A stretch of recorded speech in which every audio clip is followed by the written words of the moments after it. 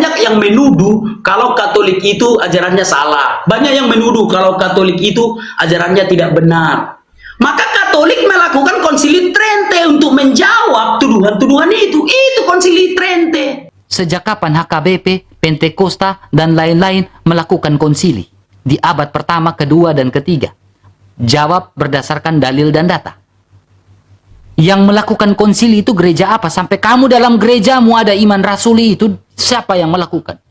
Dirimu mengatakan kita harus tunduk kepada gereja. Gereja mana? Gereja HKBP kah? Gerejaku kah? Harus tunduk kepada gerejaku kah?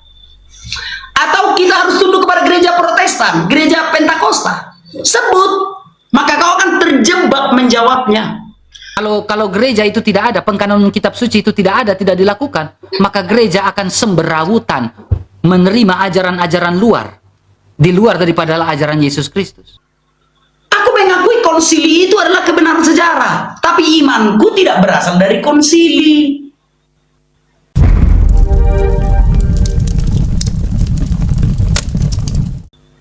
Ketika Tuhan berfirman kepada Nabi Daniel dengan bunyi seperti ini, tetapi engkau Daniel, sembunyikanlah segala firman itu dan materaikanlah, banyak orang akan menyelidikinya dan pengetahuan akan bertambah. Jadi memang Tuhan sengaja menyuruh Daniel untuk menyembunyikan kebenaran firman Tuhan itu, supaya banyak orang menyelidikinya dan pengetahuan akan bertambah. Jadi demi bertambahnya pengetahuan, perdebatan itu dibutuhkan. Sekali lagi kawan-kawan, demi bertambahnya pengetahuan, perdebatan itu dibutuhkan. Makanya orang-orang Kristen itu kan pintar-pintar. Karena sering berdebat, maka ilmu pengetahuan itu bertambah. Jadi saudara-saudara semua, jangan pernah alergi dengan perdebatan. Jangan kawan-kawan merasa, aduh Kristen sama Kristen cakar-cakaran. Kita tidak cakar-cakaran, tetapi kita saling berbagi pengetahuan. Sekalipun pada saat diskusi itu ada gejolak-gejolak dan sedikit emosional, itu biasa-biasa saja. Karena kita masih manusia di dunia ini. Jadi itu pembukaan dari aku kawan-kawan ya. Terima kasih. Horas, horas, horas. Damai Kristus bersama kita. Salam.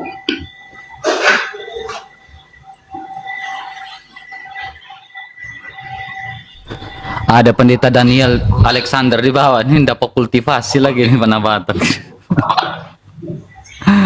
Silakan, oke, anak mata. Terima kasih. Oke, shalom ya. Kita langsung mulai saja ya, sebuah prolog ya. Kita akan membahas sebuah pemahaman tentang Yesus punya Tuhan. Ini seperti apa? Ya. Yesus punya Tuhan ini seperti apa? Tetapi sebelum saya masuk ke dalam poin-poin Yesus punya Tuhan, saya pikir kita semua harus tunduk dan takluk pada gereja, anak batu. Kalau kita tidak tunduk dan takluk pada gereja, bagaimana Matius 18 ayat 17? Jikalau ia tidak mau mendengarkan mereka, sampaikanlah soalnya itu kepada gereja. Dan jika ia tidak mau juga mendengarkan gereja, pandanglah dia sebagai orang yang tidak mengenal Allah, atau sebagai pemungut cukai, ya. Nah, kata yang digunakan dalam bahasa Yunani di sini adalah pagan. Jadi kalau orang tidak mau mendengarkan gereja, kita pandang orang itu sebagai pagan. Ya, tetapi itu intermezzo, bukan mosi dalam debat ini, bukan mosi dalam debat ini ya. Saya mengawali dengan sebuah pernyataan ya. Apakah Yesus punya Tuhan? Ya. Kalau mengatakan Yesus punya Tuhan dalam konteks yang seperti apa dulu ini? Saya juga ingin mengetahui konteks dari anak Batak ini seperti apa Yesus punya Tuhan. Apakah dalam keadaannya sebagai manusia? Karena dia datang menjadi manusia dikatakan bahwa dia punya Tuhan. Ingat, saya tekankan ulang, kita melihat indikasi-indikasi dan indikatornya. Kalau kita tidak melihat indikasi dan indikatornya, ini akan menjadi sebuah sesuatu yang blunder. Apakah dalam keadaan sebagai manusia, Yesus dikatakan punya Tuhan? Ini menjadi pertanyaan besar untuk kita semua. Kalau dalam keadaan sebagai manusia, kita tahu ya, pada mulanya adalah firman. Firman itu bersama-sama dengan Allah. Firman itu adalah Allah. Segala sesuatu dijadikan oleh Dia dan tanpa Dia. Ya, berarti siapa yang menjadikan? Yesus Kristus sebagai sang firman, hologos itu.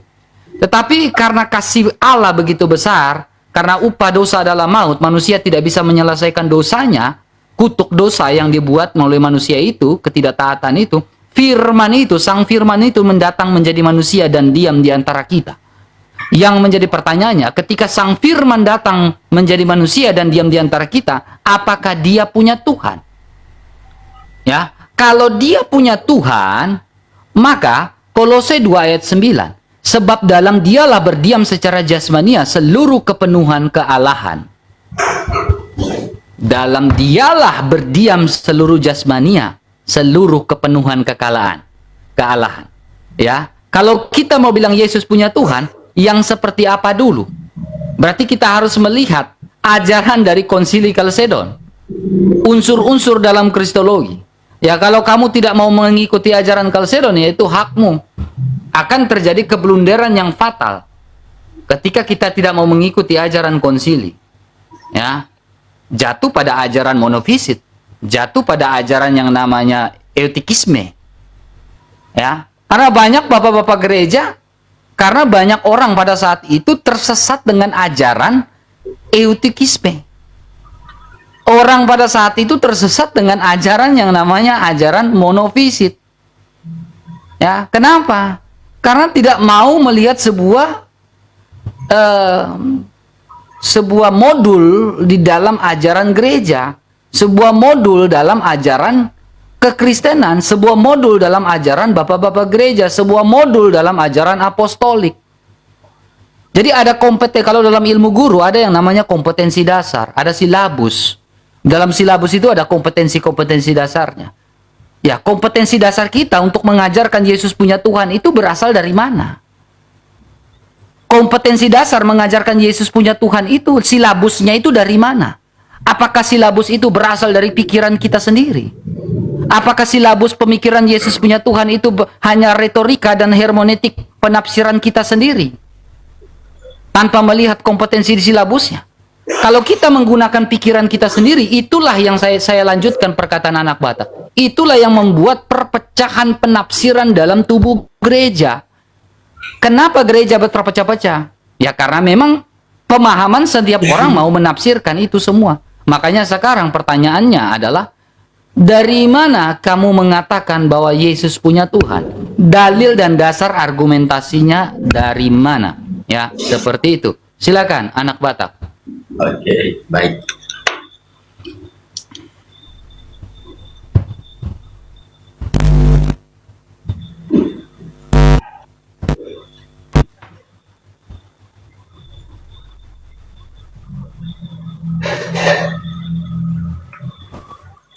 Oke. Ya, langsung saya jawab saja. Kenapa anak Batak mengatakan Yesus punya Tuhan? Aku mengatakan Yesus punya Tuhan ketika dia datang sebagai manusia. Sebagai manusia itu harus punya Tuhan. Itu yang pertama. Bahwa aku mengakui bahwa Yesus datang sebagai manusia. Allah yang menjadi manusia, ya manusia. Ketika Allah menjadi manusia, maka Yesus itu manusia. Kalau manusia, ya punya Tuhan dong. Jadi ketika Yesus di dunia, aku menganggap dia punya Tuhan. Karena dia berdoa.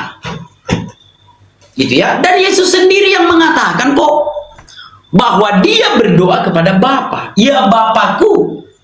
Ketika Yesus bangkit dari kubur, ketika dia belum terangkat ke surga, masih posisi manusia di dunia, Yesus berkata, aku akan pergi kepada Bapamu dan Bapakku, kepada Allahku dan Allahmu. Yesus yang ngomong. Tetapi apakah sekarang Yesus punya Tuhan? Tidak, karena dia sudah di surga. Dia kan tidak jadi manusia lagi. Nah, jadi bedakan. Jangan karena Yesus pernah datang menjadi manusia, sampai selama-lamanya kalian anggap manusia. Apakah Yesus manusia? Tidak, Yesus itu Allah. Apakah Yesus pernah menjadi manusia? Benar, Allah pernah menjadi manusia. Itulah Yesus. Nah sekarang, apakah Yesus masih manusia di surga? Tidak, dia sudah kembali ke sisi Bapa sebagai tempatnya semula di mana dia bertahta. Jadi sekali lagi, ketika ada orang yang mengatakan Yesus punya Tuhan, kenapa kita harus kepanasan? Karena dia menganggap Yesus itu punya Tuhan ketika dia masih di dunia. Tetapi sekarang dia sudah di surga tidak punya Tuhan. Itu yang pertama. Berikutnya, tunduk pada gereja. Maaf saudaraku, aku tidak tunduk pada gereja. Gitu ya. Kenapa anak bata kau tidak tunduk kepada gereja? Ini kan sudah pernah ditanyakan langsung kepada Tuhan Yesus. Udah pernah dong. Ketika ahli-ahli Taurat yang melayani di bait Allah, jangankan bapak-bapak gereja, orang-orang yang melayani di bait Allah di zaman Tuhan Yesus pernah mengatakan kepada Tuhan Yesus tentang kita tunduk pada siapa. Tetapi Yesus berkata di dalam Matius pasal 12 ayat 6, di sini ada yang melebihi bait Allah. Jadi Yesus itu melebihi gereja.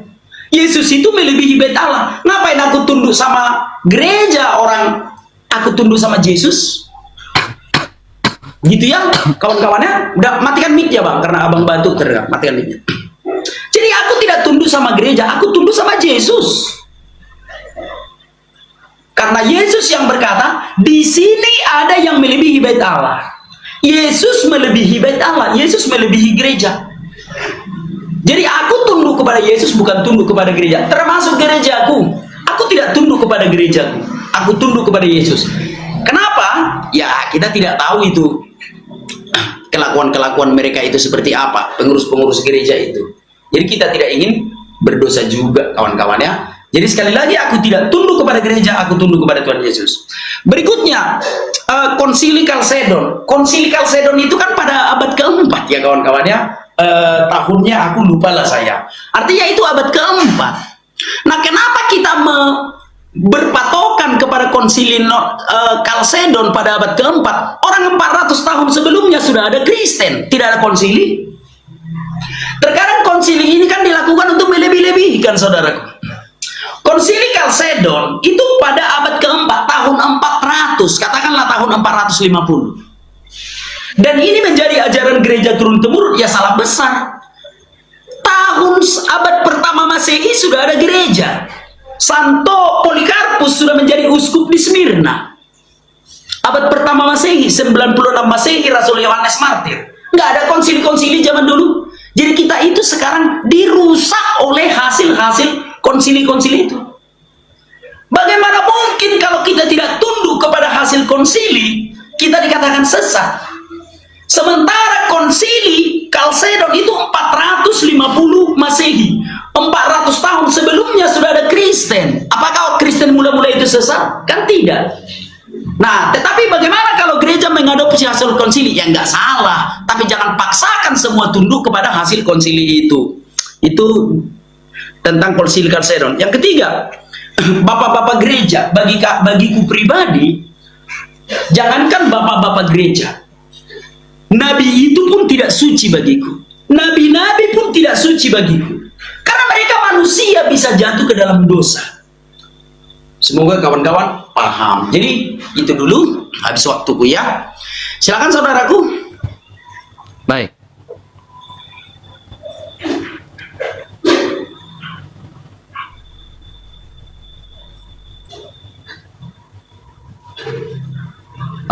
Oke, Oke, baik anak Batak ya. Ya, terima kasih ya. Saya menjawab semua pertanyaanmu dulu dan saya menanggapi semua tanggapanmu ya. Saya saya menjawab pertanyaanmu dan saya tanggapi pernyataan-pernyataan.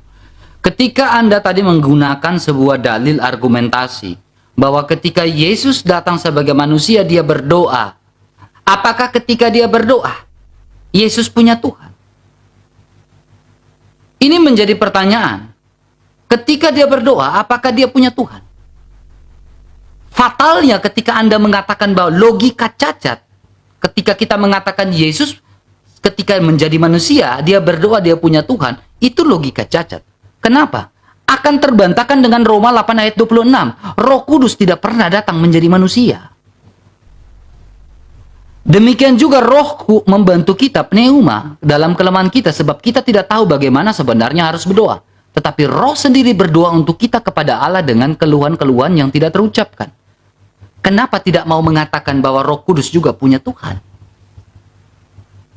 Yesus berdoa, Roh Kudus tidak pernah datang menjadi manusia, sehakikat dengan Allah, setara dalam kodrat ilahinya.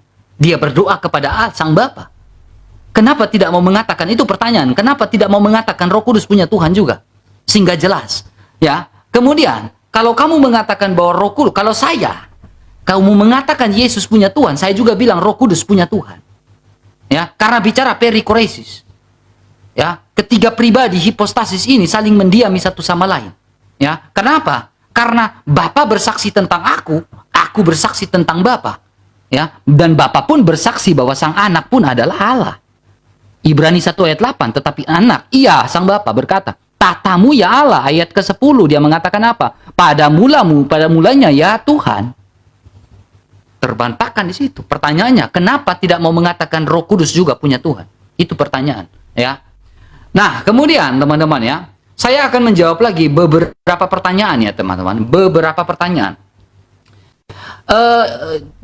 Dalil yang dipakai oleh anak Batak itu dalam Yohanes 20 ayat 17. Ayat ini tidak berbicara anak Batak tentang Yesus punya Tuhan, tetapi bicara tentang relasi Yesus Kristus sebagai sang firman dengan sang Bapa, perikoresis itu. Ya. Kata Maria dari ayat 16. Maria berpaling kepada mereka, bahasa Rabuni, kata Yesus kepada, janganlah engkau memegang aku. Dia lagi sedang berbicara dengan Maria Magdalena di sini. Ya, ayat yang ke-17. Ya, ini kan. Ya, mereka bahwa sekarang aku akan pergi kepada Bapakku dan Bapamu. Lihat, ada konjungsi di sini. Dan Bapamu, Allahku, dan Allahmu. Ayat itu tidak berbicara Allah kita. Ayat itu tidak berbicara tentang Bapa kami. Ayat itu bisa Allahku. Relasi Maria Magdalena dengan sang Bapa, dengan sang Allah, dan relasi Kristus sebagai sang firman dengan sang Bapa. Kristus sebagai sang firman dengan itu. Ya. Jadi tidak bisa kau mengatakan bahwa di situ Yesus punya Tuhan karena di situ berbicara tentang relasi. Ya. Ya, di mana Yesus membedakan hubungannya dengan sang Bapa dari hubungan para murid dengan Bapa. Yesus adalah anak Allah menurut kodratnya. Sedangkan orang percaya menjadi anak melalui anugerah dan pengangkatan. Yesus bukan melalui penganugerahan dan pengangkatan. Ya. Kemudian anak Batak, saya belum menjawab beberapa hal ya. Kamu mengatakan bahwa konsili melebih-lebihkan. Kalau kamu mengatakan konsili melebih-lebihkan, Alkitab yang engkau pakai itu dari hasil konsili. Ya. Kalau kamu mengatakan Alkitab ada di abad keempat, terus selama 400 tahun tidak pakai Alkitab. Ya. Kamu mengatakan konsili itu sudah dirusak. Berarti apakah Alkitab itu rusak? Karena Alkitab dari hasil konsili. Ya. Kemudian kamu mengatakan bahwa tidak tunduk pada gereja. Efesus 2 ayat 20, yang dibangun di atas para rasul dan para nabi dan Kristus sebagai batu penjuru. Ya, Kristus sebagai batu penjuru. Kalau kamu tidak tunduk pada gereja, berarti kamu tidak tunduk pada Kristus. Ya, makanya begini ya teman-teman ya. Makanya dalam Ibrani pasal 13 ayat 17, taatilah pada pemimpin-pemimpin gerejamu dan tunduklah kepada mereka, sebab mereka berjaga-jaga atas jiwamu sebagai orang yang harus memberi pertanggungjawaban. Ini harus paham dengan baik di sini. Jangan sampai kita membuat sebuah keblunderan. Makanya dalam Matius pasal 18 tadi mengatakan apa? Kalau kamu tidak tunduk pada gereja, kamu dikatakan pagan. Kamu tidak tunduk pada pemimpin gerejamu, kamu dikatakan pagan. Itu jelas di situ. Ya, oke, saya kembalikan anak Batak.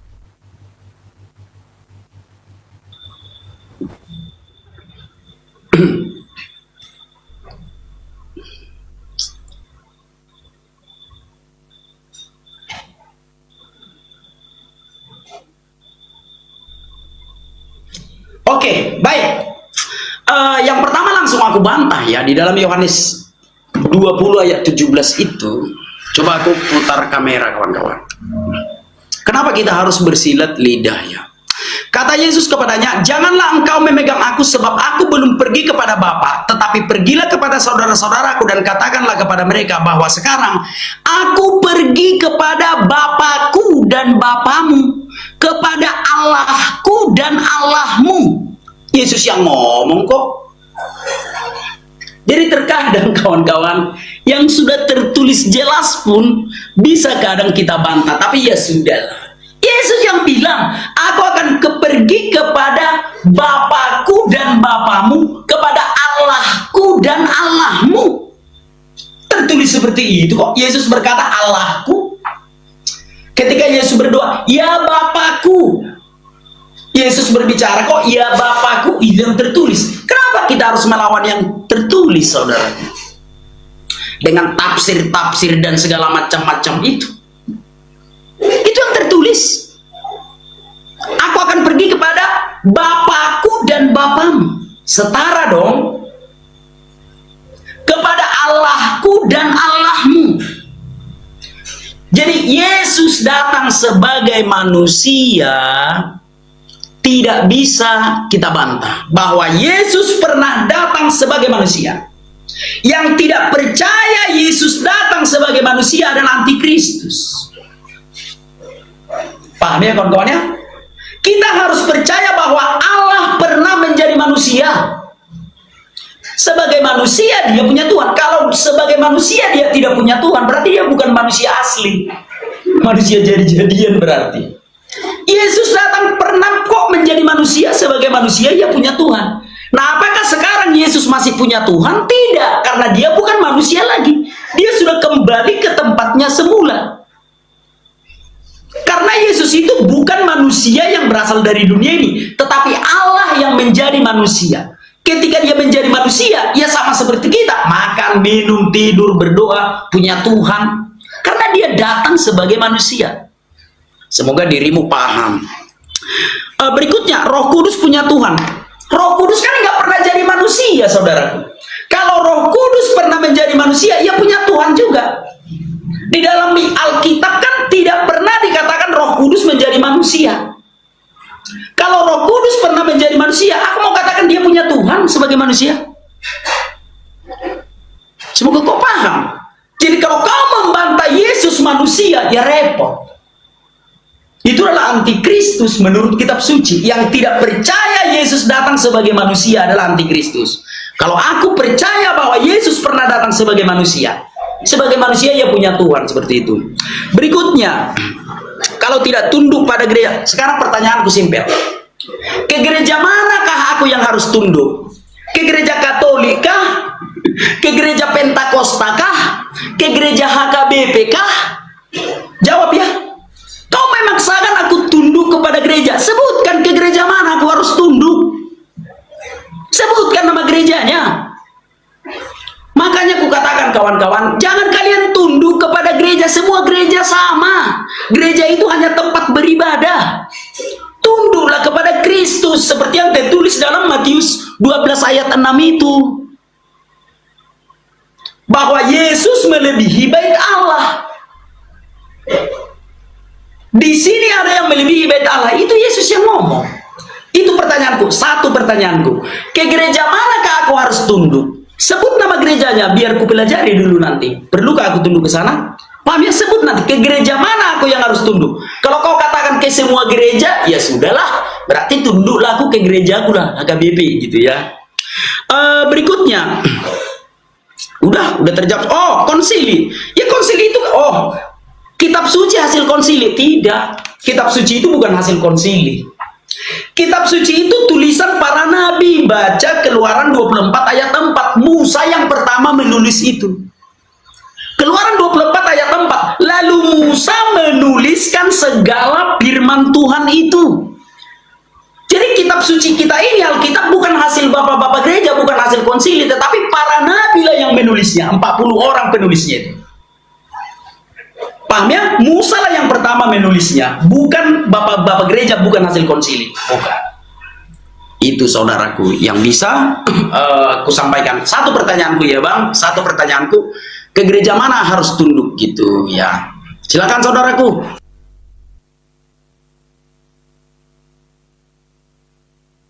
Baik. Wow, ini anak Batak semakin melenceng daripada ajaran ini ya. Maaf anak Batak ya. Ya, makanya saya tadi tekankan, saya sendiri mengatakan Roh Kudus tidak pernah menjadi manusia. Kalau logika, saya ajak berlogika.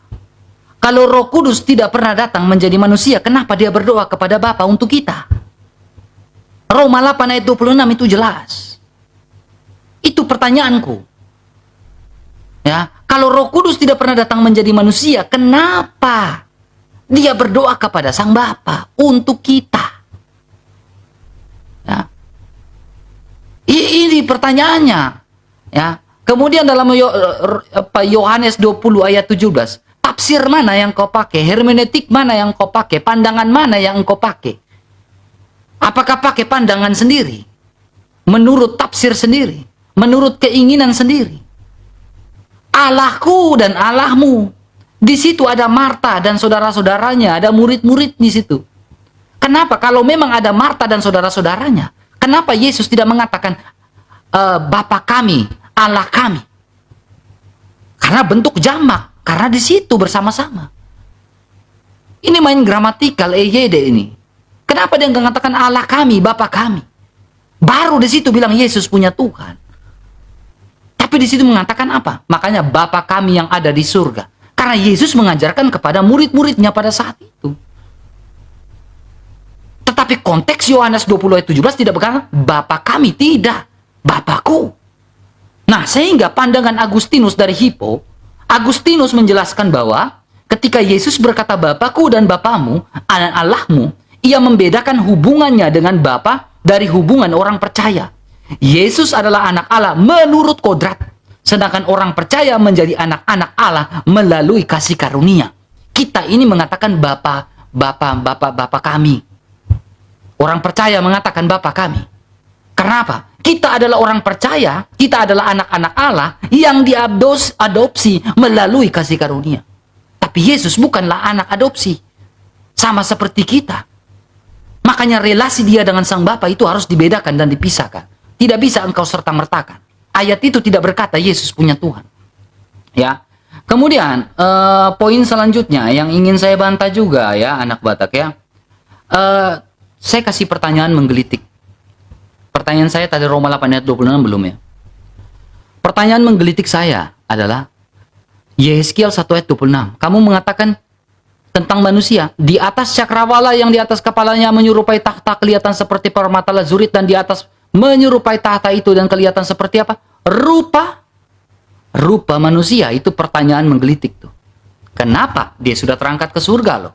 Dan itu nubuatan loh. Ini eskatologis loh. Ilmu tentang akhir zaman ketika Mesias datang. Kenapa dikatakan manusia? Hanya pertanyaan menggelitik. Ya. Ya. Dan kemudian saya lanjutkan ya anak Batak ya. Kalau kamu mengatakan saya tidak tunduk pada gereja, semua denom sama, semua gereja sama. Ya, semua gereja sama, semua denom sama. Kenapa anak Batak tidak gereja saja di Saksi Jehova? Kalau semuanya sama, toh mereka juga percaya Yesus. Kenapa anak Batak tidak percaya Mormon? Toh mereka juga percaya Yesus. Kenapa anak Batak tidak percaya kepada, karena itu denominasi juga. Kenapa anak Batak tidak percaya kepada, tidak masuk kepada gereja yang mana? Ya, langsung saja ke gereja-gereja itu. Karena semua denom sama, semua gereja sama. Jangan beda-bedakan gereja. Gereja saja di Saksi Jehova. Mereka percaya Yesus. Bahkan Saksi Jehova percaya Yesus punya Tuhan. Bisa ke situ. Saksi Jehova percaya Yesus punya Tuhan. Langsung saja ke situ. Ya, kalau saya orang Kristen, saya percaya Yesus adalah Tuhan dan Juru Selamat, Sang Firman yang telah datang menjadi manusia. Makanya apa? Dalam Kolose 2 ayat 9 mengatakan apa? Dalam jasmanianya berdiam seluruh kepenuhan kealahan. Ya. Kalau kau mengatakan Yesus punya Tuhan, kau juga harus bilang Roh Kudus punya Tuhan, karena perikoresis. Kau juga harus mengatakan bahwa Allah Bapa punya Tuhan, yaitu Sang Anak. Karena dalam Ibrani, konteks dasarnya Ibrani 1 ayat 10. Ibrani 1 ayat 8. Saya menggunakan dalil dan dasar argumentasi dari patristik gereja. Bapak-bapak gereja. Ya, kemudian masalah apa itu? Masalah Alkitab, kitab suci. Anak Batak yang mengkanonkan itu bapak-bapak gereja. Kalau bapak gereja nggak kanonkan, kamu nggak pegang kitab suci itu. Ya, silakan. Waktu tidak cukup. Pertanyaanmu terlalu banyak.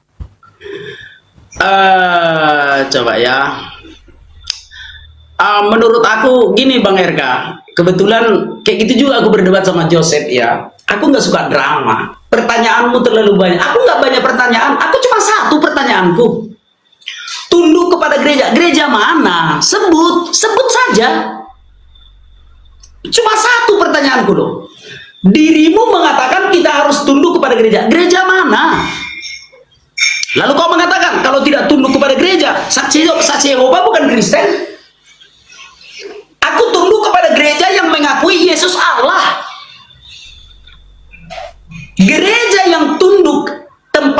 beribadah adalah gereja yang mengakui Yesus Allah. Saksi Yehova tidak mengakui Yesus Allah. Jadi saksi Yehova itu bukan Kristen. Paham ya? Sebut cuma satu pertanyaan. Kuulang lagi. Itu aja pertanyaanku. Aku nggak tanya yang lain. Jawab dulu. Dirimu mengatakan kita harus tunduk kepada gereja. Gereja mana? Gereja HKBP kah? Gerejaku kah? Harus tunduk kepada gerejaku kah? Atau kita harus tunduk kepada gereja Protestan, gereja Pentakosta? Sebut, maka kau akan terjebak menjawabnya. Makanya aku bilang kawan-kawan, jangan kalian mensakralkan gereja. Tunduklah pada Yesus. Gereja itu hanya buatan manusia. Tunduklah kepada Yesus, jangan tunduk kepada gereja. Dimanapun kau beribadah, kalau Yesus kau anggap juru selamatmu, kau akan selamat. Gereja tidak menyelamatkanmu. Gereja itu buatan manusia kok. Yang menyelamatkan kita bukan gereja. Semua gereja sama di mata Tuhan. Mau gereja karismatik, mau gereja Protestan, mau gereja Katolik, itu sama di mata Tuhan. Karena semua gereja adalah tempat bernaung umat Allah. Sebut, cuma satu pertanyaanku. Kau menggempor-gemborkan harus tunduk kepada gereja. Ke gereja mana harus tunduk? Sebut. Kalau aku memang mengatakan aku tidak tunduk kepada gereja. Tapi anak bata, kenapa kau beribadah di gereja? Ya karena kebutuhan sosial. Kalau untuk keselamatan, di rumah pun aku berdoa, Tuhan dengar kok. Nggak mesti di gereja. Tapi karena di dalam Ibrani 10 ayat 25, kita harus melakukan pertemuan jemaat, maka kita ke gereja. Yang cuma satu pertanyaanku, Bang. Dan aku tidak menanyakan yang lain. Sebut, di gereja mana kita harus tunduk? Kalau dirimu mensakralkan harus tunduk kepada gereja. Kalau kau bilang silakan gereja di gereja Saksi Yehova. Saksi Yehova itu bukan Kristen. Karena Saksi Yehova tidak percaya Yesus adalah Allah. Lalu Bang RK menggembor-gemborkan, kau mengatakan Yesus punya Tuhan. Yesus punya Tuhan ketika dia menjadi manusia. Aku yang bilang. Jadi kawan-kawan, silakan jangan tonton anak bata. Ketika Yesus ada di dunia sebagai manusia, dia punya Tuhan. Orang dia yang bilang kok, aku akan pergi kepada Bapakku dan Bapamu, Allahku dan Allahmu. Lalu Bang RK mengatakan itu jamak. Kenapa Yesus tidak mengatakan kepada Allah kita? Kan kira-kira kayak gitu kan? Artinya ada relasi antara Yesus dan Bapa, dan ada relasi dengan Maria Magdalena dengan Bapa, kan begitu. Jadi dipisahkan gara-gara perkataan itu. Coba baca di dalam Yohanes pasal 4 ayat 22 dan 24. Yesus menggunakan kata kita, kami. Kami menyembah apa yang tidak kamu menyembah apa yang tidak kamu kenal. Kami menyembah apa yang kami kenal. Nah, Yesus menggunakan kata kami. Kan begitu kan, dari tesis Bang RK dari statement Bang RK tadi, ketika Yesus berkata, aku akan pergi kepada Bapamu dan Bapakku, kepada Allahku dan Allahmu. Terpisah antara Allahnya, relasi antara Maria Magdalena dengan Bapa, dan relasi dengan Yesus, antara Yesus dengan Bapa itu berbeda. Oke, ku terima. Nah, bagaimana dengan perkataan Yesus ketika dia menggunakan kata kami? Yohanes pasal 4 ayat 22 itu sampai 24. Kami menyembah apa yang kami kenal. Nah, Yesus bilang menyembah. Jadi sekali lagi saudaraku, memang Allah pernah menjadi manusia, titik. Allah pernah menjadi manusia. Sebagai manusia ya punya Tuhan dong. Tapi sekarang apakah Yesus masih manusia? Tidak. Lalu kitab Yehezkiel, Bang RK menganggap, oh nanti jangan, nanti aja aku tanya itu, nanti jadi ada alasanmu tidak menjawab ke gereja mana harus tunduk. Gitu ya, itu aja dulu jawab, ke gereja mana kita harus tunduk? Gereja HKBP kah? Gerejaku? Gereja Pentakosta kah? Itu loh, aku nggak mau menanyakan yang lain. Nanti setelah ini, aku akan menanyakan pertanyaan yang lain. Itu loh saudaraku ya. Semoga jelaslah dijawab, jangan berbelit-belit lagi itu.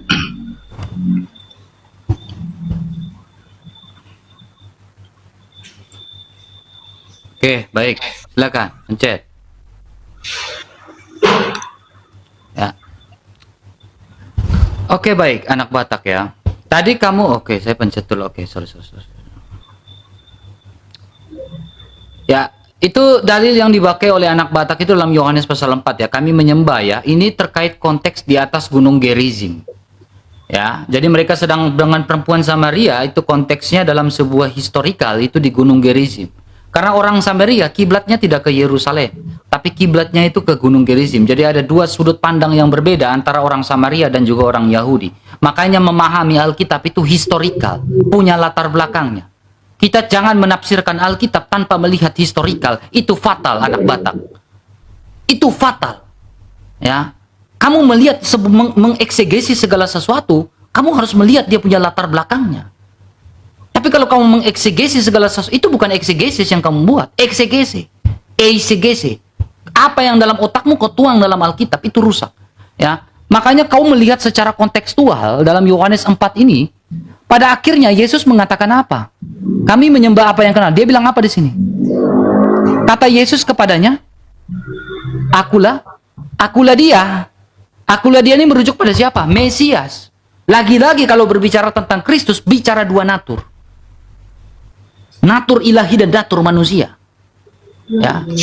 Satu pribadi ilahi memiliki dua natur. Jangan kau bilang dua pribadi, itu rusak. Saya tidak tahu apakah anak Batak punya pemahaman dua pribadi atau tidak. Ya, ini fatal. Nah, kemudian anak Batak, kamu mengatakan bahwa saksi Yehova bukan Kristen. Anak Batak, kamu sadar atau tidak ketika kamu mengatakan anak saksi Yehova bukan Kristen, dalam administrasi negara Indonesia umumnya tercatat sebagai Kristen. Administrasi negara Indonesia. Ya. Dalam administrasi negara Indonesia, saksi Yehova dikatakan Kristen. Makanya dari jauh dahulu Santo Ignatius dari Antioquia, murid dari Rasul Yohanes, anak yang digendong oleh Yesus itu, sudah mewanti-wanti ini sehingga dia memisahkan kata Kristen itu dengan kata Katolik. Coba kamu lihat sejarah historisnya. Ya, makanya ketika Santo Ignatius sudah mengatakan kata Katolik di abad pertama, itu anak yang digendong oleh Yesus Kristus dalam historis dan sejarahnya. Ya, apa yang kita perhatikan anak Batak? Iman rasuli anak Batak. Anak Batak tentunya di gereja juga ada iman rasuli. Kalau di gerejamu kau tidak mengucapkan iman rasuli, ini dasar iman kekristenan, iman rasuli. Tapi kalau kita lihat dalam bahasa aslinya anak Batak ya, kamu tanya kan, bapak-bapak gereja dan patristik gereja itu gerejanya apa? Ya, ya. Nah ini dalam bahasa Yunaninya. Dalil. Eismian, agian, katolik, kai apostolik, eklesian. Ini bahasa asli. Bantah dong. Bantah dalil ini, literasi ini. Kalau hanya sebatas retorika, sejarah itu tidak bisa dibohongi anak Batak. Kalau kau mau membohongi sejarah itu tidak bisa.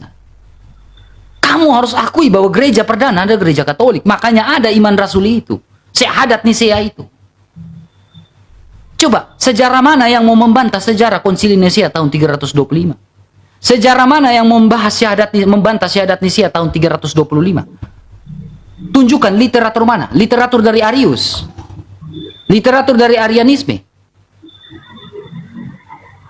Ya, dalil dari mana kau bilang itu? Ya, jadi ketika kau mengatakan Yesus punya Tuhan, saya masuk poin berikutnya. Anda mengatakan ini, bantah dalil ini, anak Batak.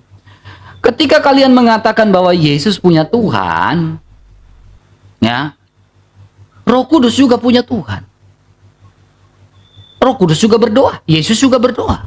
Bapa lagi mengakui sang anak adalah Tuhan dan Allah. Apa yang mau kau bantah? Kecuali kau bilang Roh Kudus juga punya Tuhan, Bapa juga punya Tuhan. Selesai perdebatan kita. Saya sepakat dengan kamu di situ. Karena kata punya di situ berbicara tentang apa? Relasi, perikoresis. Makanya tidak mengatakan Bapa kami. Kalau kau mengatakan Bapa Yesus punya Tuhan, ya harusnya dalam Alkitab itu bilang Bapa kami. Karena saya sudah membantah dengan sebuah argumentasi dari Santo Hippolytus. Ya, Santo Hippolytus bilang apa? Agustinus dari Hippo mengatakan apa? Ini tadi mengatakan relasi. Sekarang Thomas Aquinas. Ya, ini ungkapan diucapkan kodrat manusia, ya, berbicara tentang apa? Relasi. Ya. Jangan ketawa, gunakan dalil dong, bantah literatur dengan literatur. Silakan. Oke, baik. Genta gereja apa yang harus tunduk tadi? Ampun. Coba konfirmasi dulu, ke gereja mana kita harus tunduk? Aduh, ampun Bang RK. Tapi Konsil Nicea jelas. Konsil Nicea jelas. Ke gereja mana kita harus tunduk Bang RK? Sebut nama gerejanya. Boleh nggak kita tunduk ke gereja HKBP? Sebut Bang. Pertanyaan itu cuma satu. Abang dibilang kita harus tunduk kepada gereja. Anak Batak mengatakan kita tidak boleh tunduk kepada gereja. Simpel pertanyaanku. Simpel. Makanya aku selalu mengajarkan di sosial media ini, jangan tunduk kepada gereja, tunduklah kepada Yesus.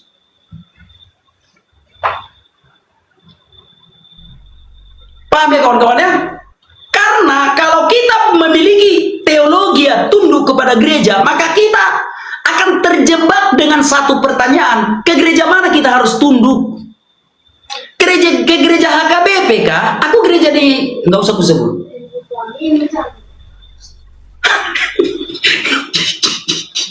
Makanya saudaraku, jangan sakralkan kalian gereja. Gereja itu hanya buatan manusia saudaraku. Organisasinya itu. Oke, kata Katolik. Katolik dalam bahasa Indonesia itu berasal dari bahasa Belanda, yaitu Katolik. Yang Katolik, kata Katolik di KBBI itu berasal dari bahasa Belanda, artinya yang itu kata Katolik. Katolik dalam bahasa Belanda itu berasal dari bahasa Latin Catholicus. Katolicus dalam bahasa Latin itu berasal dari bahasa Yunani kuno Katolikos, yang artinya umum. Jadi kata sifat itu, Katolik itu kata sifat umum, bukan gereja Katolik. Jadi jangan bawa-bawa tentang kata Katolikos dalam bahasa Yunani itu. Secara etimologi, kata Katolikos itu artinya umum, universal. Kesatuan orang yang percaya kepada Yesus itu disebut sebagai Katolikos, bukan gereja Katolik. Maaf saja. Secara etimologi, kita berbicara tentang etimologi. Nah, jadi jawab sajalah pertanyaanku itu. Ke gereja mana kita harus tunduk? Ke gereja Katolik Roma kah? Atau ke gereja Katolik Rusia? Atau ke gereja Ortodok Oriental? Atau ke gereja Koptik Mesir? Atau ke gereja Pentakosta di Indonesia? Atau ke gereja Karismatik Kasih Karunia? Atau ke gerejaku HKBP? Kita harus tunduk ke gereja, tapi harus gereja HKBP gitu. Kenapa sulit untuk menjawabnya? Karena teologiamu ditindas oleh doktrin gereja. Kau kan terjebak menjawab pertanyaan itu ketika kau ditindas oleh doktrin gerejamu. Makanya sering kukatakan, anak Bataklah satu-satunya apologet Kristen yang tidak pernah ditindas oleh doktrin gereja. Karena bagiku semua gereja sama. Baik itu gereja Katolik, gereja Protestan, semua percaya Tuhan Yesus. Tuhan Yesus akan menyelamatkan semua ini. Jadi berbeda gereja, bukan berbeda iman. Berbeda doktrin, bukan berbeda iman. Kita tetap satu Tuhan, yaitu Tuhan Yesus Kristus. Jadi perbedaan gereja itu tidak masalah, saudaraku ya.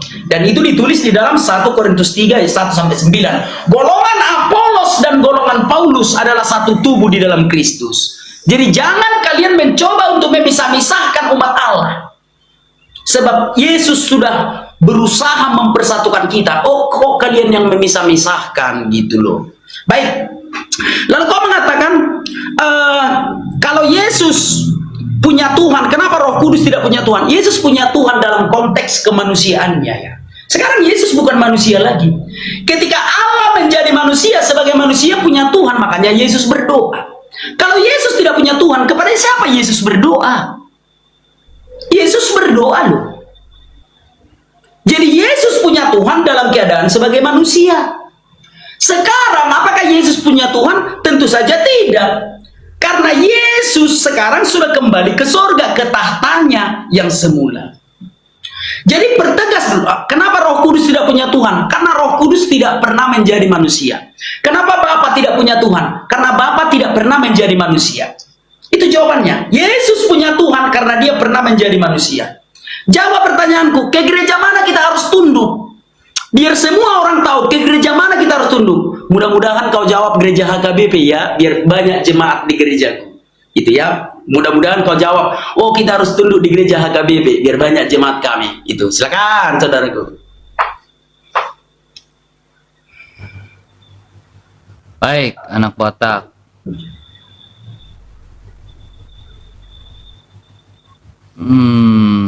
Silakan. Oke, baik anak Batak.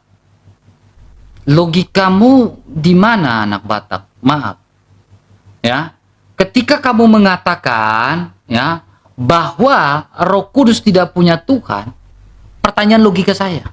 Kalau Roh Kudus tidak punya Tuhan, kenapa dia berdoa? Tolong dijawab itu. Kalau Roh Kudus tidak pernah datang menjadi manusia, kenapa dia berdoa? Kamu belum jawab-jawab dari tadi ini. Kemudian itu tolong dijawab itu.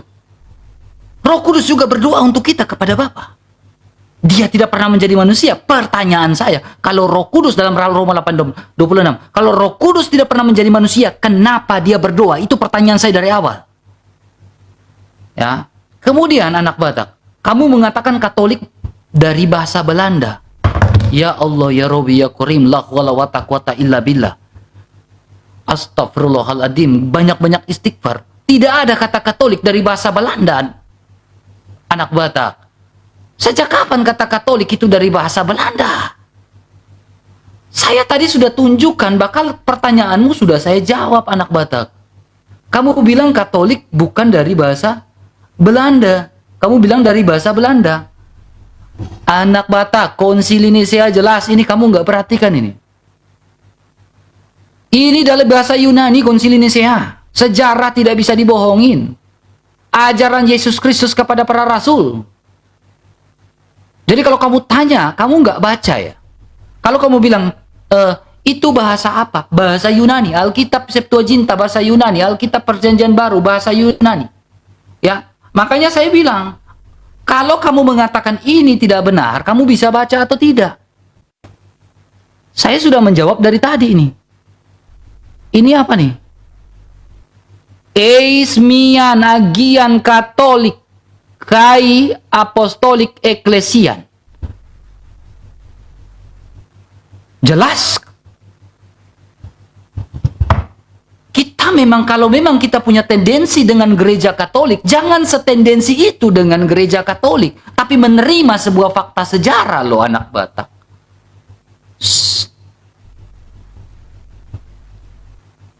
Jangan punya tendensi gitu.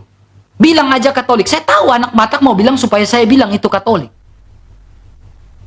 Supaya saya jawab itu gereja Katolik. Saya tahu anak Batak mau ngomong di situ. Tetapi saya hanya berbicara sebuah fakta historis yang jelas anak Batak. Fakta historis iman rasuli syahadat Nicea itu kata Katolik disuruh secara letterlek. Fakta sejarah tidak bisa terbantahkan anak Batak. Fakta historis itu tidak bisa terbantahkan. Jadi menurut kamu, Konsili Nicea, syahadat Nicea itu harus dihapus? Tidak bisa. Saya hanya berbicara, kalau kalian punya tendensi dengan gereja Katolik, ampuni kami lah gereja Katolik ini ya Tuhan. Untuk teman, salah apa kami gereja Katolik dengan kalian? Kami hanya menyampaikan apa yang tertulis dengan fakta sejarah loh.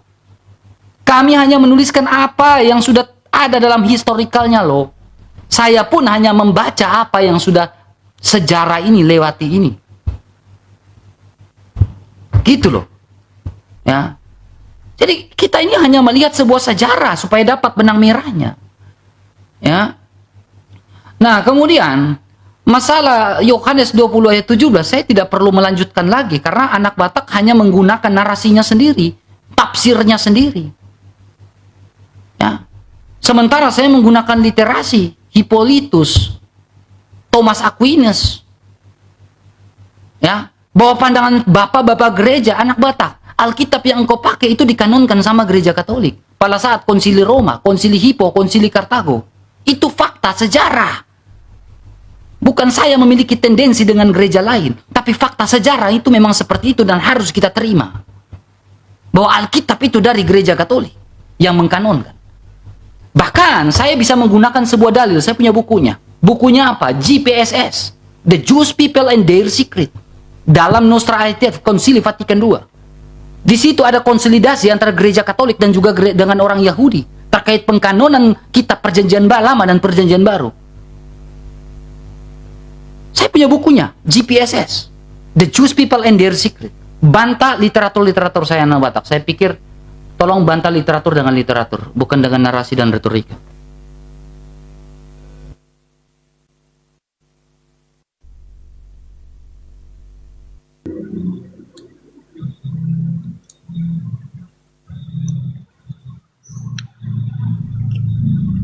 Aku tidak mendengar tadi ke gereja mana harus tunduk RK.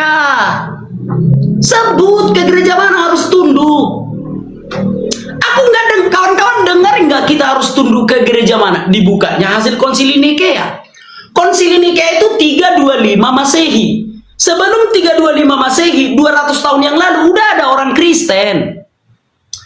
Kalau kau membukakan dalil dari hasil konsili Nikea, Konsili Nikea itu tahun 325 masih tahun 325 abad ketiga. Nah, abad pertama sudah ada orang Kristen. Kenapa harus kita berpatokan ke hasil konsili? Jadi ke gereja mananya kita harus beri tunduk, saudaraku? Jawablah. Ya udah, aku aja lah menjawab. Saudara-saudaraku semua, aku sudah berkonsili semalam. Kita harus tunduk ke gereja HKBP. Selain gereja HKBP sesat. Ya, pokoknya ini firman Tuhan, ini firman Tuhan. Harus ke gereja HKBP kita tunduk. Selain gereja HKBP sesat. Pentakosta sesat. Kenapa enggak gentleman? Sebutlah ke gereja mana kita harus tunduk. Makanya ku bilang saudaraku, jangan tunduk kepada gereja, tunduk pada Yesus. Gereja itu hanya organisasi. Sebutlah ke gereja mana kita harus tunduk. Berarti kalau kau mengatakan kita harus tunduk kepada gereja Katolik, berarti yang beribadah di gereja HKBP sesat dong. Kalau kau mengatakan kita harus tunduk kepada gereja HKBP, berarti gereja yang lain sesat dong. Emang cuma kau yang punya Tuhan? Egoisme di dalam iman adalah awal kesesatan. Kita satu tubuh di dalam Kristus. Sama semua gereja, gereja Katolik, gereja Protestan, gereja HKBP, gereja karismatik, sama di mata Tuhan. Kenapa harus kau pisah-pisahkan? Lalu kau mengatakan tendensi dengan gereja Katolik. Aku tidak pernah tendensi dengan gereja Katolik. Aku mengakui bahwa gereja Katolik adalah gereja mula-mula. Yang menjadi uskup pertama adalah Santo Petrus. Kan itu uskup pertama di Roma, Santo Petrus. Sebut dong, gereja mana kita harus tunduk? Simpel kan? Anak Batak, kita harus tunduk di gereja Katolik. Karena gereja yang lain itu sesat. Sebut dong, sebut. Makanya saudaraku, sebagai apologet, tapi kau apologet dari satu gereja tertentu ya. Kalau aku apologet Kristen, aku ini merdeka saudaraku. Akulah yang tidak pernah tunduk di bawah gereja manapun, nggak pernah itu. Aku beribadah ke gereja benar, tapi aku tunduk di bawah salib Kristus. Aku hanya tunduk kepada Yesus, tidak tunduk kepada gereja. Karena pemimpin gereja itu pun maunya menyeleweng. Kalau kita tunduk kepada aturan gereja, yang membuat aturan pun maunya menyeleweng. Kayak manalah ceritanya itu nanti. Paham ya? Jadi tunduklah kepada Kristus. Itu dasar Alkitabnya. Di sini ada yang melebihi bait Allah, kata Yesus. Yesus yang ngomong kok. Di sini ada yang melebihi bait Allah. Yesus melebihi bait Allah. Yesus melebihi gereja. Jadi aku hanya tunduk kepada gereja. Jadi sekali lagi aku tidak tendensi dengan gereja Katolik. Enggak, jangan framing lah. Konsili Nikea, udah aku jawab tadi, tahun 325. Hasil konsili tahun 325 kau bikin dasar imanmu. Sementara abad pertama sudah ada Kristen. Abad pertama dan kedua sudah ada Kristen. Kok hasil hasil konsili abad ketiga kau jadikan patokan imanmu. Nah, jadi seperti itu ya. Lalu kau mengatakan tadi, apa tadi kau bilang? Yesus, udahlah. Udah aku bilang, Yesus itu sebagai manusia punya Tuhan. Gitu ya. Apakah karena Yesus berdoa maka Yesus punya Tuhan? Bukan, Yesus yang ngomong. Aku akan pergi kepada Bapakku dan Bapamu, kepada Allahku, dan tapi ya sudahlah, bolak-balik pun capek. Sekarang Yesus bukan punya Tuhan. Sebut dulu nanti, gini aja lah, biar ku bikin pertanyaan yang baru. Sebut dulu ke gereja mana kita harus tunduk. Dan sebutkan alasannya, apa yang kita alami kalau kita tidak tunduk ke gereja yang kau sebut. Apakah kita berdosa? Dan apa resiko yang kita alami kalau kita tunduk kepada gereja yang lain? Kira-kira gitu. Ya jelaskan, aku belum mendengar tadi kau bilang ke gereja mana kita tunduk. Jadi nggak aku tanya yang lain, aku tidak tanya yang lain. Sebut saja ke gereja mana kau tunduk, kita harus tunduk. Dan apa alasannya? Dan apa akibatnya kalau kita tidak tunduk ke gereja itu? Paham ya saudaraku ya? Semoga kawan-kawan paham itu. Baik, baik anak Batak. Aduh, baik. Ya baik teman-teman. Jadi saya menunggu literatur dari tadi dari anak Batak. Satu pun literatur, makanya saya bilang diskusi dengan RK agak berat. Kenapa anak Batak? Saya selalu menampilkan yang namanya literatur. Saya selalu menampilkan yang nama literatur, data, dan logika. Itu yang saya sampaikan. Tapi dari tadi, dari awal sampai sekarang, saya tidak pernah menemukan satu literatur pun yang anak Batak keluarkan untuk bantah argumentasi saya berdasarkan literatur. Tidak pernah saya temukan dari awal sampai sekarang. Ya. Kemudian, poin kedua. Logika Roh Kudus tidak punya Tuhan. Kamu tidak jawab. Kenapa dia berdoa? Ya. Makanya anak Batak, kamu ingat nggak statement awalmu lalu saya bilang apa? Bisa putar lagi video ini. Saya bilang apa? Saya kunci indikatornya. Saya kunci statementmu, saya kunci indikasimu, indikatormu. Kau bilang apa? Indikasi Yesus punya Tuhan karena dia berdoa. Saya kunci itu di awal. Kamu nggak ingat? Bisa diputar lagi live ini. Ya, di menit awal kamu bilang Yesus punya Tuhan karena dia berdoa. Saya bilang, oke anak Batak, saya kunci statement. Ya, logikanya gini. Ya, makanya gini. Kamu menggunakan itu, tapi kamu sudah falasi di situ. Statementmu falasi dengan statementmu yang sekarang. Ya, itu harus kamu akuin. Kemudian kedua, ya, saya menggunakan logika dari Yesus Kristus. Kamu berbicara tentang gereja apa di situ? Saya memulai dengan sebuah pertanyaan kecil untuk menjawab. Gereja apa yang ada di abad pertama? Yang melakukan sebelum konsili Nisea ada yang namanya konsili Roma. Konsili Roma di abad kedua. Yang menjadi pertanyaannya, gereja gereja apa yang ada di abad kedua? Atau gereja apa yang ada di situ? Konsili Yerusalem atau konsili apa? Gereja apa di situ? Balik ke fakta sejarah. Lihat fakta historis.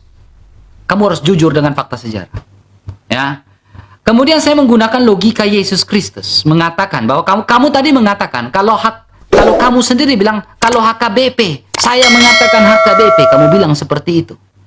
Pertanyaan saya anak Batak. Sejak kapan HKBP, Pentakosta, dan lain-lain melakukan konsili? Di abad pertama, kedua, dan ketiga. Jawab berdasarkan dalil dan data. Yang melakukan konsili itu gereja apa? Sampai kamu dalam gerejamu ada iman rasuli itu, siapa yang melakukan? Ya, makanya saya menjawab pertanyaanmu dengan jawabanmu seperti logika dan juga filsafat dari Yesus Kristus. Kamu sendiri yang telah mengatakan dan menjawabnya. Kamu sudah bertanya, kamu mau ini, tapi saya menggunakan logika Yesus dan filsafat Yesus. Kamu sendiri yang sudah mengatakan dan menjawabnya. Tidak perlu saya menjawab, karena kamu sendirilah yang sudah mengatakannya. Sama seperti Yesus di hadapan Pilatus, sama seperti saya di hadapanmu, saya bilang, kamu sendirilah yang telah mengatakannya. Kemudian, kedua, ya Kristen apa di abad pertama? Ya, kemudian, kalau tidak ada kanon kitab suci, pertanyaan saya, ya, kamu bilang masalah kanon kitab suci dan lain-lain. Anak Batak, kenapa tidak pakai, kalau kau tidak menerima kanon kitab suci, pengkanonan kitab suci yang dilakukan oleh gereja Katolik, ya, bapak-bapak gereja di mula-mula, Pertanyaan saya gini. Ya, kamu mau pakai Injil Maria Magdalena? Kamu mau pakai Injil Basilides? Kamu mau terjebak dengan ajaran doketisme? Kamu mau terjebak dengan Injil Thomas? Kalau kau terjebak dengan Injil Basilides, ya udah bilang Yesus tidak disalibkan, melainkan diserupakan. Doketisme. Kau mau terjebak dengan Injil apa? Injil Maria Magdalena. Kau mau terjebak dengan apa? Makanya apa? Perlunya kanonisasi Alkitab. Perlunya pengkanonan kitab suci. Kalau kamu mengatakan tidak perlu begitu, pertanyaan saya, kalau tidak ada pengkanonan kitab suci dari Konsili Roma, Hippo, Kartago, saya yakin detik ini kau akan pakai Injil Thomas juga yang masuk dalam pengkanonan itu. Detik ini kau akan pakai Injil Basilides juga dalam pengkanonan itu. Tapi karena apa? Roh Kudus senantiasa menuntun ajaran para rasul dan juga bapak-bapak gereja. Makanya adanya kanonin kitab suci itu. Sehingga kau bisa pakai kitab suci dari Kejadian sampai Wahyu. Kau bisa doa iman rasuli dalam gerejamu. Karena apa? Adanya syahadat Nisea tahun 325. Ya. Jadi tolong, masalah GPSS, ya, kamu belum bantah juga. Tolong pakai literatur, jawab literatur dengan literatur. Silakan. Nggak tahu lagi mau ngomong apa aku kawan-kawan. Ya, gereja mananya tadi dibilang kita harus tunduk? Aku nggak ada dengar dari tadi ke gereja mana kita harus tunduk. Aduh, kayak mana kira-kira? Masih kutanya lagi kah ini? Aku nggak ada dengar dari tadi ke gereja mana kita harus tunduk. Nggak ada. Kayak mana? Masih perlu kutanya lagi? Nah, yang pertama, yang perlu kubantah. Kau tidak menghargai bapak-bapak. Kapan aku tidak menghargai bapak-bapak gereja? Kapan? Kapan aku tidak menghargai Katolik? Kawan-kawan ada dengar tadi dia kasih tahu gereja mana kita harus tunduk. Ada dia sebut. Aku nggak ada dengar tadi entah ke gereja mana. Aku menghormati bapak-bapak gereja. Aku menghormati Kristen mula-mula. Bukan tidak menghormati. Aku mengakui konsili itu adalah kebenaran sejarah. Tapi imanku tidak berasal dari konsili. Paham ya? Aku tidak menghormati tentang Santo Hippolytus yang andil dalam kanonisasi Alkitab. Aku sangat menghargai 70 rabi-rabi Yahudi itu Septuaginta. Tapi imanku bukan berasal dari bapak-bapak gereja. Imanku itu berasal dari Yesus. Kenapa kau sulit menjawabnya ke gereja mana kita harus tunduk? Karena kau akan terjebak. Jadi saudara-saudaraku, semuanya gereja sama. Selagi kita percaya Yesus sebagai Allah dan Juru Selamat kita, kita akan diselamatkan di gereja manapun kau beribadah. Entah kawan-kawan beribadah di gereja Katolik, entah kawan-kawan beribadah di gereja Protestan, entah kawan-kawan beribadah di gereja karismatik, samanya semua gereja. Yang penting Yesus adalah Allah kita. Titik. Jadi jangan sakralkan gerejamu itu organisasinya itu. Aku pun bisa bikin gereja besok. Ku bikin gerejaku GKLS, Gereja Kristen Langsung Surga.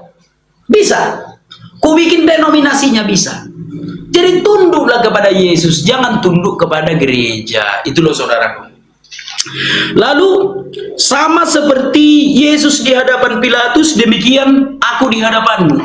RK, baca Alkitab bagus-bagus. Yang menyamakan dirinya dengan Tuhan hanya iblis loh. Statementmu tadi loh. Sama seperti Yesus di hadapan Pilatus, demikianlah aku di hadapanmu. Kau mau samakan dirimu dengan Yesus? Satu-satunya makhluk yang menyamakan dirinya dengan Allah hanya iblis, saudaraku. Jadi jangan sombong rohani. Sesempurna apapun kau tidak bisa sama dengan Yesus. Nggak bisa itu. Sepintar apapun kau tidak akan pernah sama dengan Yesus. Sebab Yesus itu adalah Allah yang maha besar. Sebab Yesus itu adalah Allah yang maha kuasa yang menciptakan segala sesuatu. Jadi hindari menggunakan kata-kata seperti itu, saudara. Sama seperti Yesus di hadapan Pilatus, demikian juga aku di hadapanmu. Kau samakan dirimu dengan Yesus. Sorry lah, Yesus nggak mengajarkan itu. Gereja Protestan sejak kapan melakukan konsili? Iman orang Protestan tidak berasal dari konsili. Bukan tidak mengakui konsili ya, jangan salah paham ya. Orang Protestan bukan tidak mengakui konsili. Tetapi iman orang Kristen bukan hasil konsili. Tetapi iman orang Kristen berasal dari kitab suci. Nah, anak bata, itu kitab suci buatan Katolik. Kenapa kau pakai kalau kau bukan Katolik? Yang mengkanon kitab suci tidak pernah membuat aturan kitab suci yang dikanon ini hanya untuk orang Katolik. Nggak pernah itu. Makanya ada Deuterokanonika, yang artinya kanon kedua. Si penulis kitab suci yang mengkanon kitab suci tidak pernah melarang siapapun manusia memiliki kitab suci ini. Makanya aku bilang, bapak-bapak gereja menambah-nambahi ajaran Yesus. RK menambahi ajaran bapak-bapak gereja. Lama-lama nanti ada lagi yang menambah-nambahi ajaran RK ini. Yesus untuk seluruh bangsa. Bapak-bapak gereja mengkanon kitab suci tidak hanya mengatakan, oh ini hanya untuk orang Katolik, enggak, ada untuk seluruh bangsa. Nah, kenapa kau mau mengatakan kenapa kau pakai kitab sucinya Katolik, sedangkan yang mengkanonnya membolehkan untuk seluruh bangsa? Semoga kau paham, saudaraku.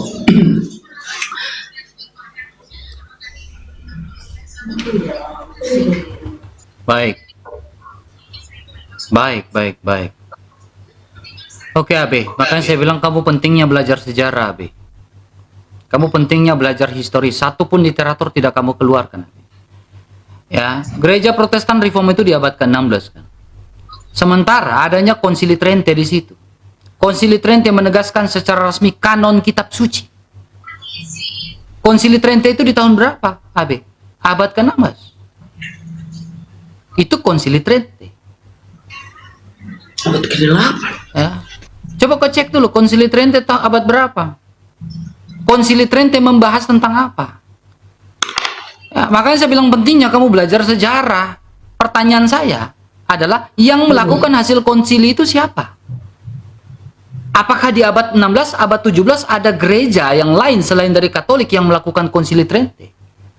Saat konsolidasi antara saat Konsili Vatikan II, Nostra Aetate, ya, Konsili Vatikan II, ya, yang melakukan konsolidasi sehingga ketika ada oknum Saracen atau Kadron memfitnah kita, mencuri kitab Yahudi, kita bisa bantah dengan dalil apa? GPSS. Siapa yang melakukan konsolidasi itu selain daripada gereja Katolik terkait pengkanonan kitab suci? Ini fakta sejarah, harus diterima. Mau nggak mau harus terima. Ya, kamu memang bilang saya tidak memiliki tendensi dengan gereja Katolik, tapi narasimu itu adalah sebuah penggiringan. Makanya saya bilang ada sebuah stromen argumen di situ, anak Batak. Ada stromen argumen yang kamu lakukan, logika stromen argumen yang kamu lakukan dari tadi. Ya, nah kemudian ya, kamu nggak menjawab. Kalau tidak ada kanon kitab suci, pengkanonan kitab suci yang dilakukan oleh gereja Katolik, mau kau pakai Injil Thomas, mau kau pakai Injil Basilides. Ya. Kemudian, kalau kau menghargai bapak-bapak gereja, kenapa kau tidak membaca naskah asli, teks asli, naskah kuno dari Syahadat Nisea tahun 325 di situ tertulis jelas. Apa tertulis di situ jelas dalam naskah asli? Saya sudah tunjukkan ulang-ulang di situ. Dia menggunakan apa? Eismian agian Katolik kai apostolik eklesian. Naskah asli. Jadi kalau bilang saya tidak menolak bapak-bapak gereja, ya udah bukan naskah asli. Itu fakta. Ya. Kemudian imanmu berasal dari apa? Alkitab. Bukan dari gereja. Kalau imanmu berasal dari Alkitab, pertanyaan saya, imanmu berasal dari Alkitab. Ini logika antara pengkanonan kitab suci dan juga logika tentang apa? Sistematik waktu dengan gereja. Gereja dulu baru Alkitab, pengkanonan kitab suci, atau pengkanonan kitab suci dulu baru Alkitab. Kalau pengkanonan kitab suci dulu baru Alkitab, Kalau gereja itu tidak ada, pengkanonan kitab suci itu tidak ada, tidak dilakukan, maka gereja akan semberawutan menerima ajaran-ajaran luar, di luar daripada ajaran Yesus Kristus. Makanya gereja ada duluan sebagai otoritas di situ, mengikat di situ supaya tidak lari ke sana, tidak lari ke sini. Ya, jadi selama logikanya selama 400 tahun itu tidak ada Alkitab loh, pengkanonan kitab suci tidak ada loh. Pertanyaannya, apakah tidak ada iman di situ? Naskah mana yang mereka pakai supaya ada iman di situ? Tunjukkan dalil dan literasinya. Naskah mana? Tolong dijawab. Naskah mana yang dipakai selama 400 tahun? Sebelum pengkanonan di Konsili Hippo dan Kartago. Naskah mana yang dipakai? Kanon mana yang dipakai? Kalau bukan gereja dan tradisinya terlebih dahulu. Ya. Kemudian, ya, kamu mau buat denominasi, itu hak kamu, AB. Kamu mau buat denominasi, itu hak kamu. Apakah kurang 60.000 denominasi? Sehingga kau mau buat denominasi lagi? Kurang kan 60.000 denominasi dengan ajaran berbeda-beda? Doktrin berbeda-beda? Secara primer maupun sekunder itu sudah berbeda-beda? Kurang kan 60.000 denominasi? Ya, makanya tolong. Jangan stromen logika. Jangan stromen argumen. Kalau mau stromen logikamu saja. Jangan stromen logika orang. Kalau mau stromen logika, gunakan literasi. Nah itu bagus. Saya dari tadi menggunakan literasi. Nostra Aetate, GPSS. Ya. Konsili Vatikan II. Ya. Aduh. Kenapa anak Batak? Kalem dong. Ya. Satu pun debat dari awal sampai sekarang, satu pun literatur, jangan tarik nafas. Satu pun tidak kau tunjukkan literasi anak Batak. Saya dari tadi menunggu literasimu. Silakan, kembalikan.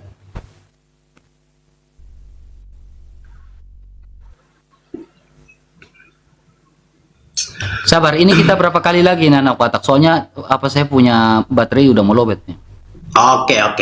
Terserah. Mau berapa kali lagi? Terserah kalau mau. Tadi kan saya duluan ya. Berarti nanti Ya. sebentar kamu mengakhiri, saya yang lebih close. dulu open gitu. Yang close, saya yang close nanti. Kamu duluan. Berarti ini satu kali kamu bantah, kamu closing sekalian.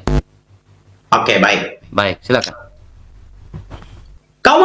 Dirimu mengatakan, tapi jangan ada kebencian di antara kita ya. Dirimu mengatakan kau tidak mengeluarkan literatur. Lah yang ku sampaikan semua itu literatur.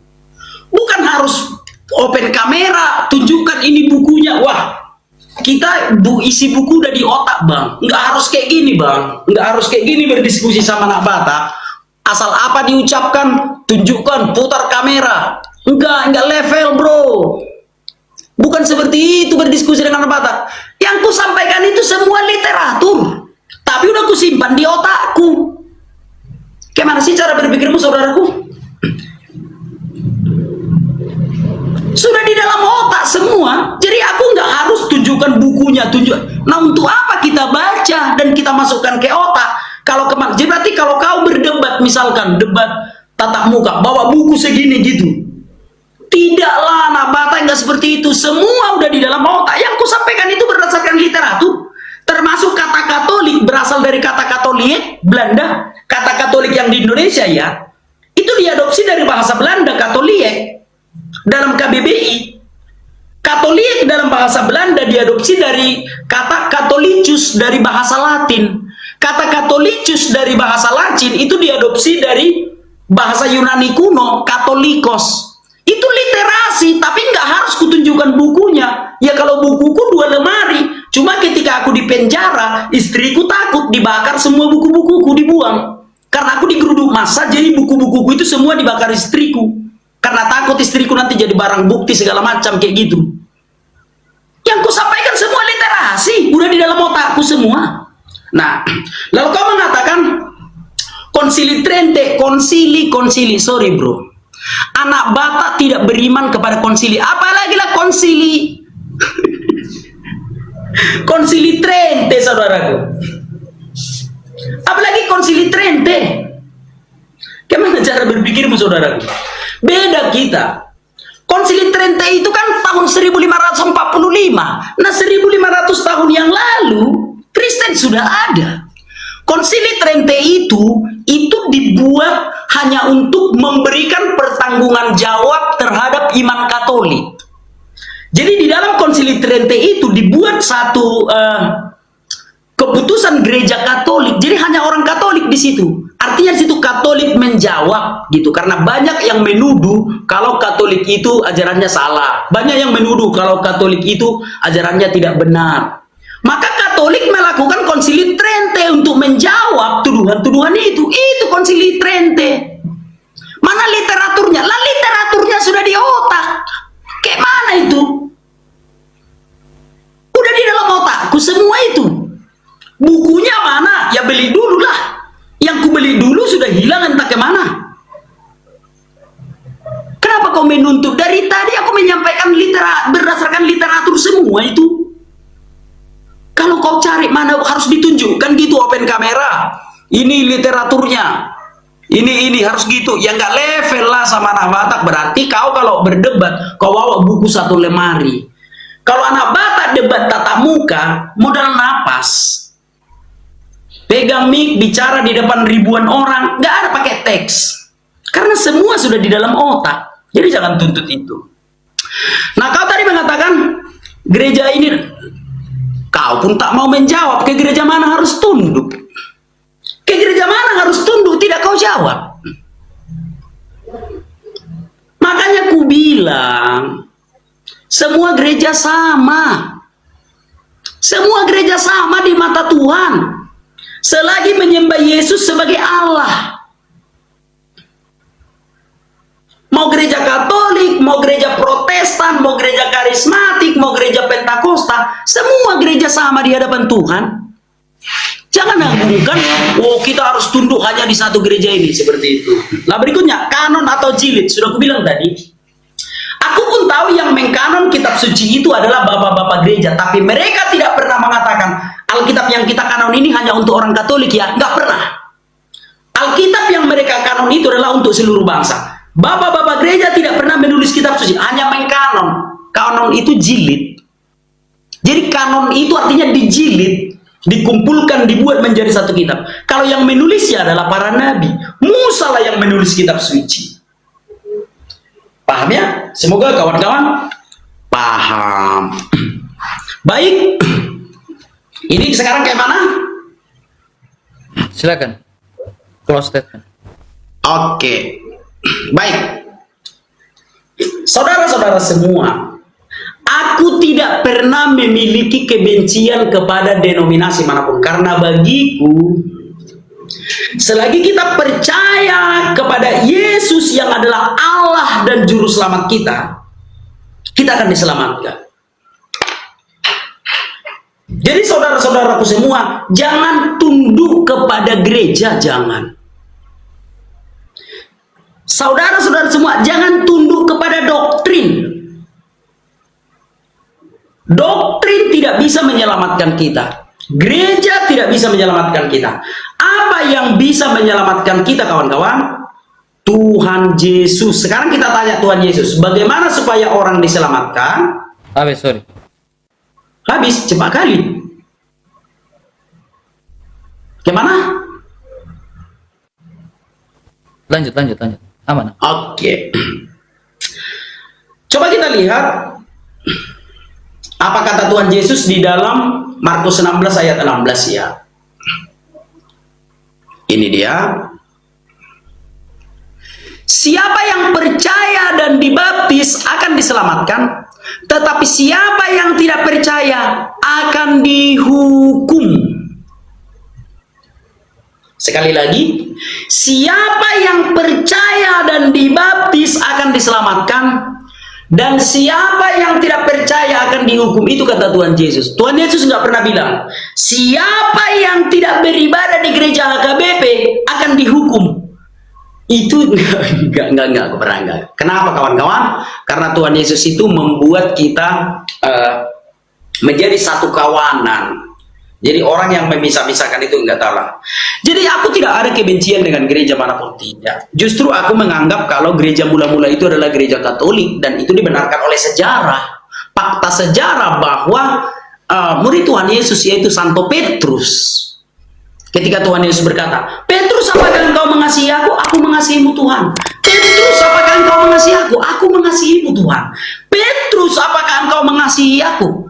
Aku mengasihimu Tuhan. Gembalakan domba-dombaku. Maka Petrus menjadi pemimpin gereja pertama di Roma. Aku mengakui itu. Tapi aku tidak beriman kepada Petrus. Aku beriman kepada Tuhan Yesus, tidak kepada Petrus. Musa adalah nabi bagi kita. Bahwa Musa adalah orang yang benar, yang dipilih oleh Tuhan, yang disertai oleh Tuhan untuk menyelamatkan bangsa Israel, termasuk memberikan kabar keselamatan kepada seluruh umat manusia. Aku percaya itu, tapi aku tidak beriman kepada Musa. Aku beriman kepada Tuhan Yesus Kristus. Jadi saudara-saudara, jangan kalian beriman kepada manusia. Berimanlah kepada Tuhan, jangan kepada manusia. Sekalipun dia nabi, iya, sekalipun dia nabi. Sekalipun dia bapak-bapak gereja, iya, sekalipun dia bapak-bapak gereja. Sekalipun dia murid-murid Tuhan Yesus, iya, sekalipun dia murid-murid Tuhan Yesus. Berimanlah kepada Tuhan saja, jangan beriman kepada manusia. Karena manusia bisa salah. Kita mengimani nabi-nabi itu bisa salah, bisa berdosa. Jadi kita harus beriman kepada Tuhan saja dan kepada yang benar itu, yang maha besar itu. Jadi itu saudaraku, hasil dari perdebatan ini kiranya menguatkan iman kawan-kawan bahwa Katolik adalah gereja mula-mula dan gereja yang tertua adalah gereja Katolik. Apakah gereja Katolik itu salah? Tidak. Gereja Katolik itu benar ajarannya. Gitu ya. Bukan berarti gereja Protestan salah. Paham ya kawan-kawan ya? Gereja Katolik ajarannya benar, gereja Protestan juga benar. Bukan berarti ada yang salah, bukan. Kita adalah satu tubuh di dalam Kristus. Kita adalah anak-anak Tuhan Yesus. Jangan mau dipisah-pisahkan, dibeda-bedakan oleh gereja. Dimanapun kau beribadah, asalkan Kristus Tuhan sebagai juru selamatmu. Entah itu di gereja Katolik, tapi memang iman yang kuat itu di gereja Katolik, kawan-kawan. Harus kita akui itu. Kita harus mengakui itu. Iman yang paling kuat menurut survei itu di gereja Katolik. Bahwa mereka itu lebih fanatis gitu ya, lebih fanatis kepada Tuhan Yesus dibandingkan kita orang Protestan. Kita kan orang Protestan ini terlalu gampang kita jatuh ke dalam dosa. Tapi ya sudahlah. Artinya itu pribadi-pribadi kita. Pun demikian, Tuhan Yesus menyelamatkan orang-orang Katolik, Tuhan Yesus menyelamatkan orang-orang Protestan, Tuhan Yesus menyelamatkan orang-orang karismatik, karena kita adalah satu tubuh di dalam Kristus.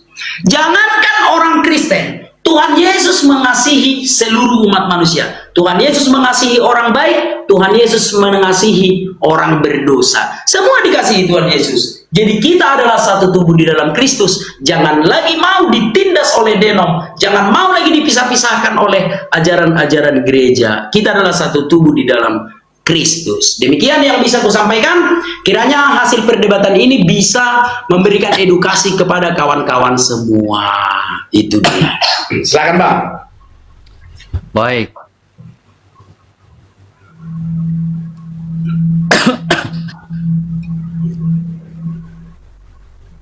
Baik, silakan pencet. Udah.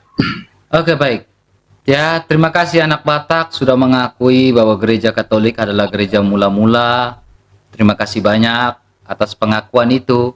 Dan anak Batak, terima kasih anak Batak sudah mengakui gereja Katolik ya, dan membawakan dalil di dalam Matius 6 ayat 16 ayat 18, pengakuan Petrus, dan Petrus adalah orang Katolik. Terima kasih banyak. Maka di situ ada rantai apostolik yang anak Batak ya. Kenapa?